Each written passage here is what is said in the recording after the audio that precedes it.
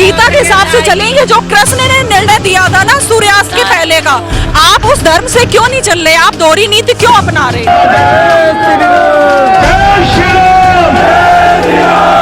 वही जाएंगे जो मोदी बैठा है और वो बैठा है जो हमने जिनकी वोट दी है। उनको खुद आना चाहिए था। बड़ी शर्मिंदगी का विषय है कि सबने उनको वोट दिया, 27 साल बाद उनकी सरकार बनी और सबसे ज्यादा महिला शक्ति का वोट गिरा है।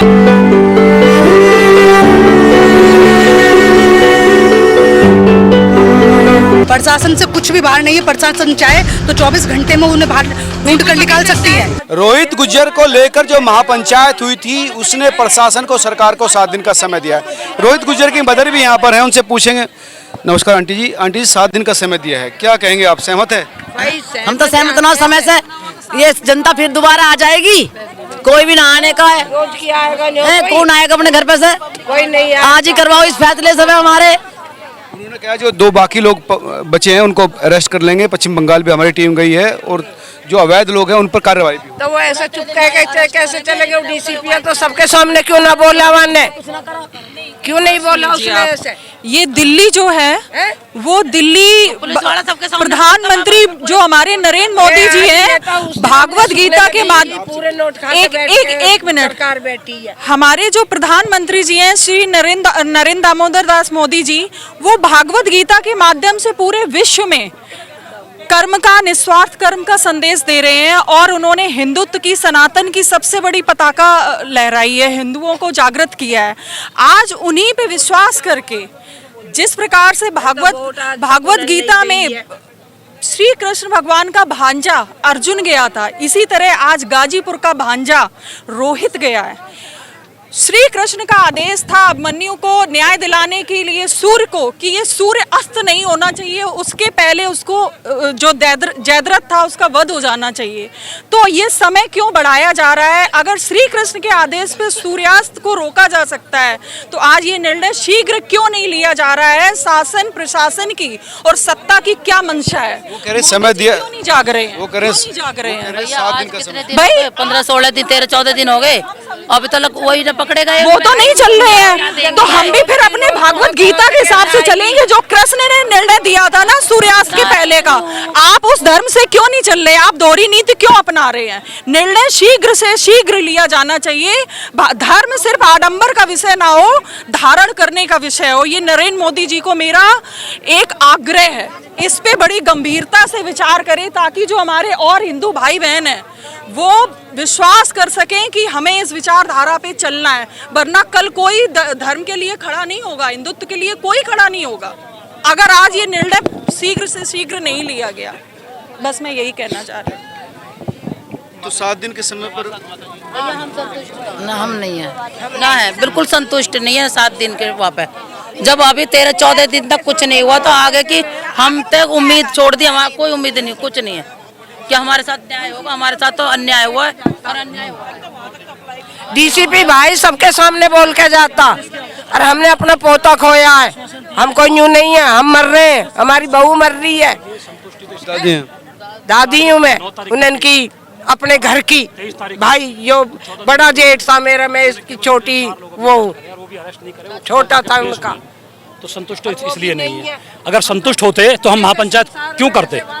आज की जो महापंचायत रखी गई थी ये असंतुष्टि की वजह से रखी गई थी। अगर हम संतुष्ट होते तो हम महापंचायत क्यों रखते? हमारा अगला कदम संसद घेराव होगा। अभी इन्होंने समय लिया है, अगर इसके कारण जो समय लिया उस दौरान अगर इन्होंने हमारी मांगे पूरी नहीं की तो हम संसद का घेराव करेंगे। जो हमारी पंचायत, जो लोगों ने, हमारे बुजुर्गों ने जो निर्णय लिया है, हम उसके साथ रहेंगे। हम खुद जाएंगे हम वहीं जाएंगे जो मोदी बैठा है और वो बैठा है जो हमने जिनकी वोट दी है। मुख्यमंत्री है और जो बैठा ही है, हम जाएंगे उनके बाद धरना देंगे, उनके घर पे धरना भी देंगे और उससे मिलेंगे भी। चाहिए था, इतना देर होनी नहीं चाहिए थी। यह संवेदनशीलता है कि अब तक वो आई क्यों नहीं?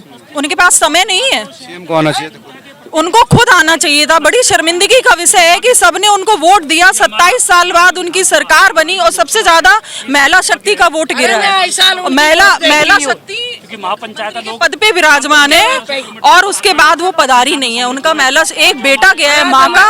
बच्चे के लिए हमें जरूरत पड़ी तो हमें कुछ भी नहीं है, और इनमें कैसा आ जाती हैं वे, कैसा आते हैं सब में। सीएम को आना चाहिए। हैं?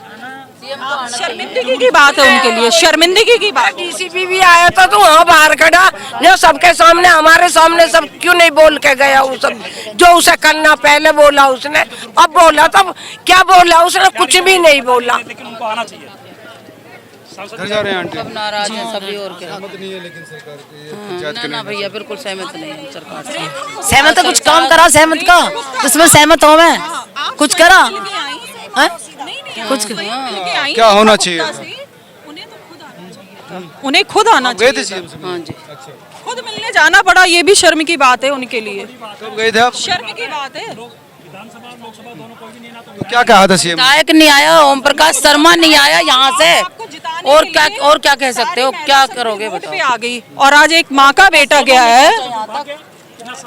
एक ओम प्रकाश शर्मा बहुत नहीं पहुंचा शर्म की यहाँ बात तक, है, तो बहुत और शर्म किस क्या करोगे, क्या उम्मीद रखोगे इनसे कोई। नारी शक्ति पे जब बात आती है तो ये माँ भी आती है, जिसकी रीढ़ की हड्डी टूट गई है।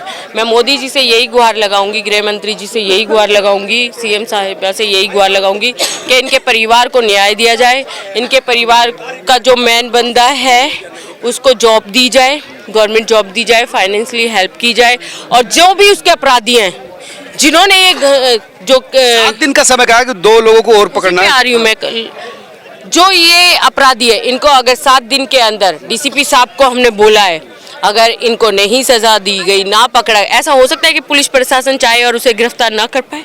जो यहाँ पे ये चल रहा है अवैध काम, हाँ, और जो ये काम चल रहा है यहाँ पर? बिल्कुल चल रहा है। अच्छा। यहाँ क्या चल रहा है मैं बहुत सारी दिल्ली के बारे में बता देती हूँ। आप न्यूज़ रिपोर्टर है, जाइए, मैं देती हूँ आपको।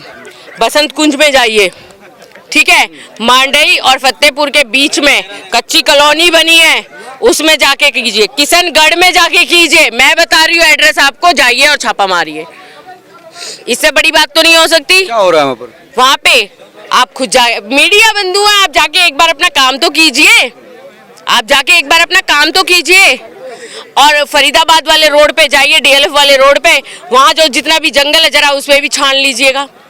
काम आपका है, स्टिक्स ऑपरेशंस करने का काम आपका है। तो मीडिया से यही रिक्वेस्ट करूंगी, कुछ वहाँ भी देख लीजिए, और पुलिस प्रशासन से भी यही कहूंगी कि डीसीपी खुद आए थे, उन्होंने कहा टेबल के ऊपर डीसीपी कह रहे थे कि 7 दिन में ही हम उन लोगों को गिरफ्तार कर लेंगे।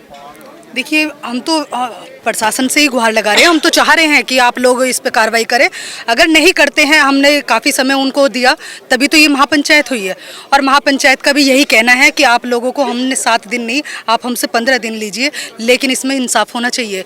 जितने भी जो व्यक्ति अभी इसमें फरार है तो उन लोगों को पकड़ा जाए, सलाखों के पीछे डाला जाए, और अगर नहीं डाल सकते हैं तो हाथ खड़ा कर दिया जाए। प्रशासन से कुछ भी बाहर नहीं है, प्रशासन से कुछ भी बाहर नहीं है। प्रशासन चाहे तो 24 घंटे में उन्हें बाहर ढूंढ कर निकाल सकती है, ढूंढ कर निकाल सकती है, लेकिन प्रशासन इसमें कोई सहयोग कर रही है? चाहे और ना निकाले, ना बिल्कुल भी। हाँ, लगा हुआ है ना, पुलिस कह रहे कि लगे हैं, मेहनत कर रहे हैं। कौनी पे गुड़ लगाने का मतलब जानते हैं आप?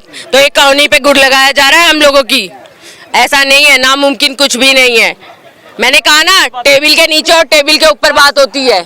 हम सब लोग परिवार के साथ में हैं, आगे भी उनके साथ में ही खड़े हैं। देखते हैं, 1 हफ्ता दिया है, 1 हफ्ते के बाद फिर